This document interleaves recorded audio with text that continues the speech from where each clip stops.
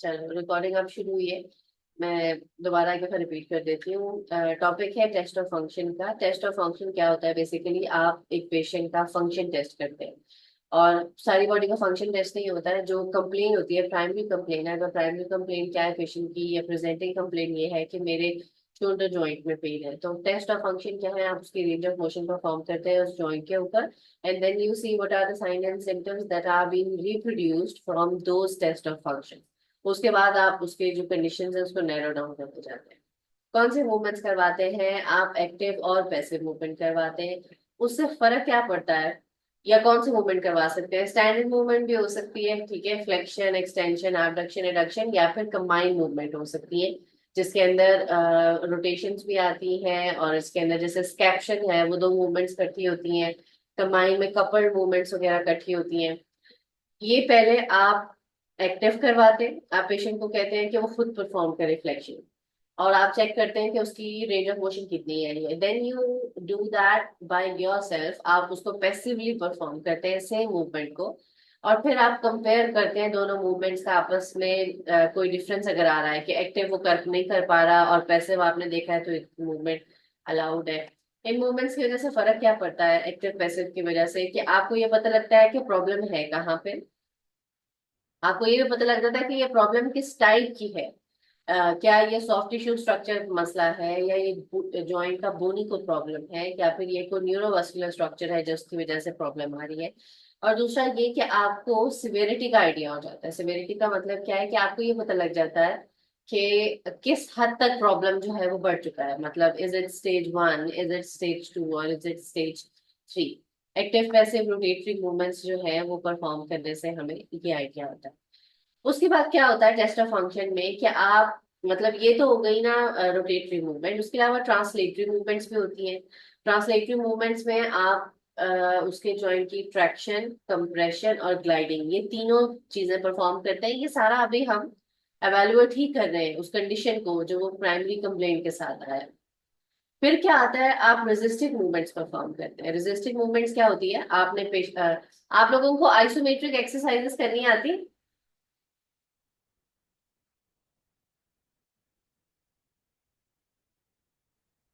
Do you have any idea what isometric movement is?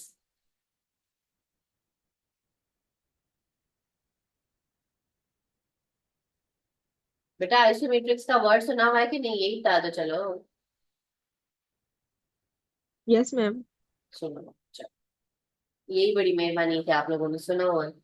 Resistive movement होती है कि आप पेशेंट को कहें कि जी एल्बो फ्लेक्शन दो, लेकिन एल्बो फ्लेक्शन जब वो कर रहा है तो आप उसकी फ्लेक्शन को रेजिस्ट करेंगे, ठीक है। वो रेजिस्टेड मूवमेंट होती है। उन इन मूवमेंट्स को परफॉर्म करने का फायदा क्या है? कि आपको न्यूरोमस्कुलर इंटेग्रिटी का आइडिया होता है।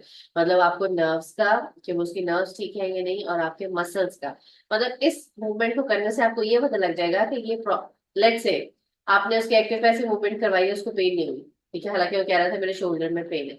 आपने ट्रैक्शन परफॉर्म की है, उससे भी कोई खास आपको नहीं पता लगा कुछ के पेन हुई है नहीं हुई, कुछ उसकी सिम्टम्स रिप्रोड्यूस नहीं हुई।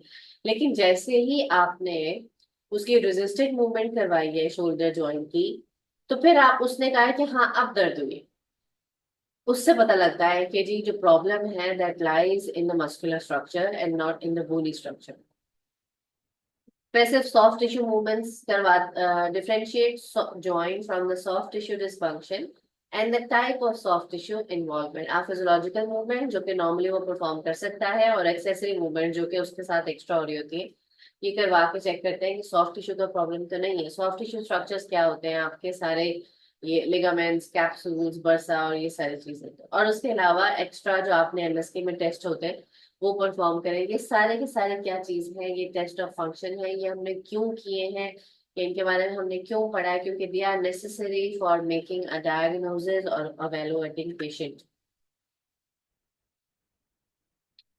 फंक्शन टेस्टिंग के प्रिंसिपल्स क्या होते हैं? कि आप स्पेसिफिकली उसको पूछे पेशेंट को ड्यूरिंग एग्जाम तक, मतलब ये टेस्ट परफॉर्म करते हुए, कि सिम्टम्स के बारे में पूछे। सिम्टम्स क्या है? अगर वो प्राइमरी कंप्लेन उसकी ये थी कि पेन होती है मेरी, तो आप उसको पूछें कि दर्द कहाँ होता है, किस तरह की पेन है। अब आपने पेन की टाइप्स भी पढ़ी हुई हैं ऑलरेडी, कि रेडिकुलर पेन और होती है, शूटिंग पेन अलग होती है, रेफर्ड पेन और होती है, रेडिएट करने वाली पेन और होती है। तो आप उसको स्पेसिफिकली पूछेंगे कि सिंपल वर्ड्स में क्या है कि ये दर्द किस तरह का हो रहा है, कहाँ पे हो रहा है, दर्द कहीं और तो नहीं जा रहा, किस तरह का दर्द है ये।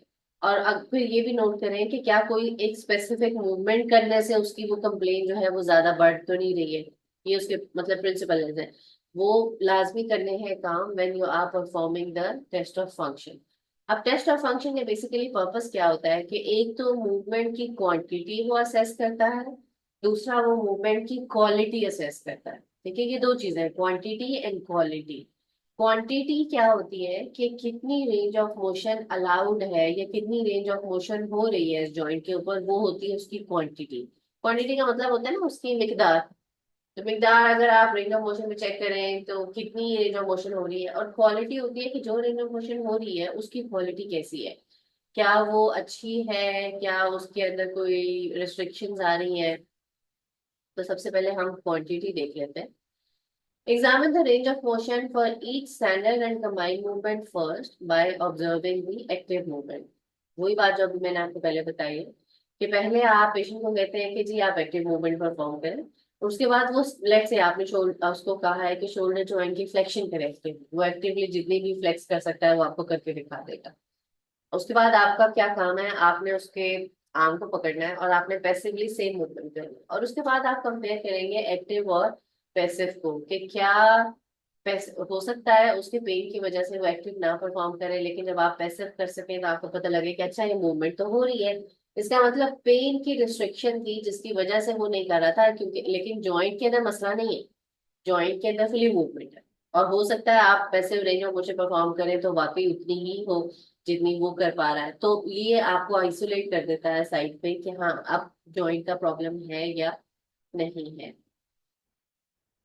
इस टेस्ट से आपको क्या पता लगेगा, दो चीजें निकल सकती हैं, या हाइपो मोबिलिटी हो सकती है या फिर हाइपर मोबिलिटी हो सकती है। लेस देन नॉर्मल अगर वो मूवमेंट है तो वो हाइपो है, अगर ग्रेटर देन नॉर्मल है तो वो हाइपर मोबिलिटी है। और ये याद रखिएगा कि एक जॉइंट के ऊपर एक ही टाइम पे हाइपो मोबिलिटी भी हो सकती है और हाइपर मोबिलिटी होती है, but they may be in different directions. इससे आपको ये पता लग सकता है कि कैप्सुलर पैटर्न या कोई और मसला तो नहीं है। हाइपो और हाइपोमोबिलिटी जो है ये सिर्फ तब पैथोलॉजिकल होती है अगर इसके साथ या तो सिम्टम्स रिप्रोड्यूस हो रही है या फिर जो एंड फील है वो पैथोलॉजिकल है। अब ये एंड फील क्या होती है ये मैं आपको आगे बताती हूँ कि क्या चीज है इसका। उससे पहले हम ये पढ़ लेते हैं कि कुछ नॉर्मल मूवमेंट के ग्रेड्स होते हैं। अब आपने मैंने आपको ये कहा है कि शोल्डर के ऊपर आपने फ्लेक्शन परफॉर्म करके देख ली जो उसका मसला था। अब जो नॉर्मल मूवमेंट होती है ना वो ग्रेड होती है ग्रेड 3। ठीक है, अब 3 से 0 तक 3 भी कुछ चीजें हैं, और 3 के बाद 4 to 6 भी कुछ चीजें हैं। अगर नॉर्मल से कम हो जाएगी तो वो हाइपर मोबिलिटी है, अगर नॉर्मल से ज्यादा मूवमेंट होगी तो वो हाइपर मोबिलिटी है। नॉर्मल से कम है, कितनी कम हो सकती है, अगर बिल्कुल कोई मूवमेंट नहीं, एंकाइलोसिस हो गया, एंकाइलोसिस का मतलब होता है वो फ्यूज हो चुका है एक दूसरे के साथ जॉइंट, तो वो 0 ग्रेड। अगर उसके ऊपर बहुत थोड़ी सी डिक्रीज मूवमेंट आ रही है, कंसिडरेबल है, तो वो ग्रेड 1 है, और अगर थोड़ी सी कम है मतलब नॉर्मल से थोड़ी सी कम मूवमेंट हो रही है तो वो ग्रेड 2 मूवमेंट आती है। इसी तरह अगर नॉर्मल से थोड़ी सी ज्यादा है तो वो ग्रेड 4 है, अगर थोड़ी और ज्यादा कंसिडरेबली इंक्रीज मूवमेंट है तो वो ग्रेड 5 है, और बिल्कुल इंस्टेबल है अगर जॉइंट मूवमेंट की है और वो बिल्कुल ही कहीं और ही जा रहा है, उसके अंदर कोई कंट्रोल ही नहीं है, कोई स्ट्रक्चर उसको पकड़ ही नहीं रहा है, तो इसका मतलब वो ग्रेड 6 है। ये नॉर्मल ग्रेड्स आप याद रखिएगा, मैनोथेरेपी के अंदर ये बड़े इंपॉर्टेंट है, ये केल्टन बॉन्ड के मूवमेंट ग्रेड्स है। अभी तक हम जो कॉन्सेप्ट पढ़े हैं वो सारा केल्टन बॉन्ड का है, ये जहन में रखिएगा बात। अगर क्वेश्चन ये आता है कि according to Kaltenborn concept write down the grades of movement, तो आपने इसके अंदर ये बनाना है, चार्ट भी बनाना है, या ऐसे सिंपल लिखते हैं कि नॉर्मल कौन सा होता है और 0 to 3 कितने हैं और 4 to 6 आगे क्या है उनकी कैटेगरी। ये बेसिकली ग्रेड्स हमने क्यों पढ़े हैं ताकि आप उसको क्लासिफाई कर सकें कि हाँ इसके ऊपर ग्रेड 2 मूवमेंट हो रही है या इस जॉइंट के ऊपर ग्रेड 6 मूवमेंट है अगर वो बिल्कुल इनस्टेबल है तो। अभी तक हमने पढ़ ली क्वांटिटी ऑफ मूवमेंट कि कितनी मूवमेंट हो रही है और कैसे कैसे उसको चेक करना है। Now comes to the point of quality of movement कि जो रेट ऑफ मोशन उसके ऊपर जॉइंट पे हो रही है उसकी क्वालिटी कैसी है। क्वालिटी कैसे होती है, आप क्या करते हैं, मूवमेंट जो पेशेंट ने की है या आपने पैसिवली परफॉर्म करवाई है, आप उसको ऑब्जर्व करते हैं मूवमेंट को, और उसके बाद पेल्पेट करते हैं उस मूवमेंट को। आप जॉइंट के ऊपर हाथ रखते हैं when you are actually moving the arm.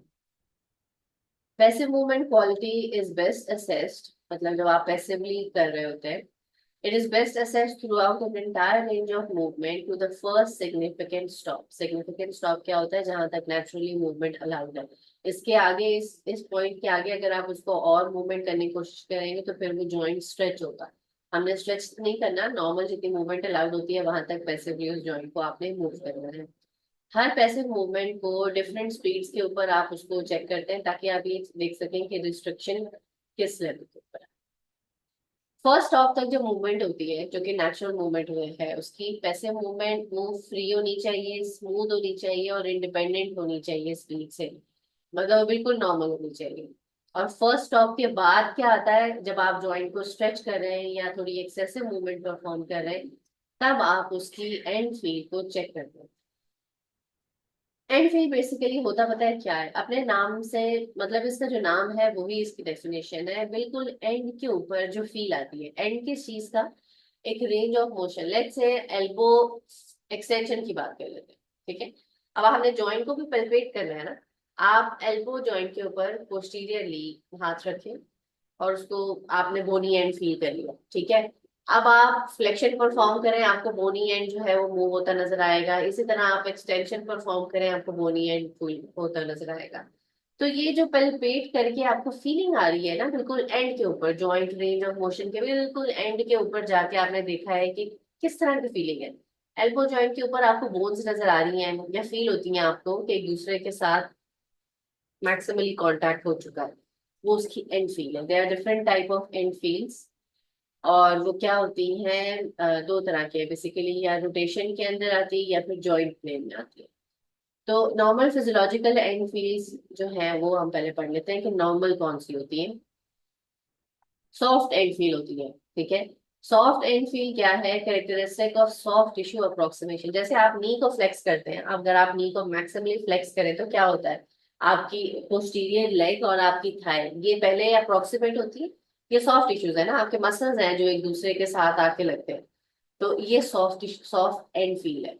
इसकी वजह से ये वो फीलिंग है जो आपको बिल्कुल एंड पे आती है, क्योंकि सॉफ्ट स्ट्रक्चर जो है एक दूसरे के साथ लग रहे होते हैं। फर्म एंड फील होती है, ये थोड़ी सख्त होती है। ये आती है कैप्सुलर या लिगामेंटस स्ट्रक्चर्स, अगर जब वो स्ट्रेच हो रहे हो तब आती है। अगर कैप्सूल हो तो जो एंड फील होती है वो ज्यादा फर्म नहीं होती, लेकिन लिगामेंट्स की एंड फील जो होती है वो ज्यादा फर्म होती है। इसी तरह अगर जैसे हमने एल्बो एक्सटेंशन की बात की थी, जब आपने जॉइंट को पेल्पेट किया और मैक्सिमम एक्सटेंशन के बाद आपने उसको थोड़ा सा और एक्सटेंशन में मूव करने की कोशिश की, तो आपने देखा कि फील किया है उसके ऊपर पल्पेट करके कि ये जो बोन्स हैं they are coming in contact with each other, या हार्ड स्ट्रक्चर्स हैं। तो वो जो एंड फील है उसको हम कहते हैं वो हार्ड एंड फील है, ठीक है।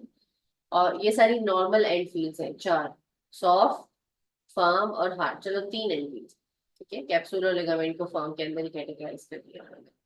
ये तीन नॉर्मल एंड फील्स है। अब इसके बाद हम नेक्स्ट लेक्चर में इंशाल्लाह पढ़ेंगे कि एब नॉर्मल एंड फील्स कैसी होती है। मतलब ये तो नॉर्मल है ना, इनके अंदर मसला नहीं है, ये जो चीजें आपने देखी है, लेकिन जो मसले वाली चीजें हैं वो क्या है वो हम देख सकते हैं इंशाल्लाह, ठीक है। लेक्चर आज का इतना ही था, मैं रिकॉर्डिंग एंड कर देती हूँ। कोई क्वेश्चन है बेटा तो पूछ लो।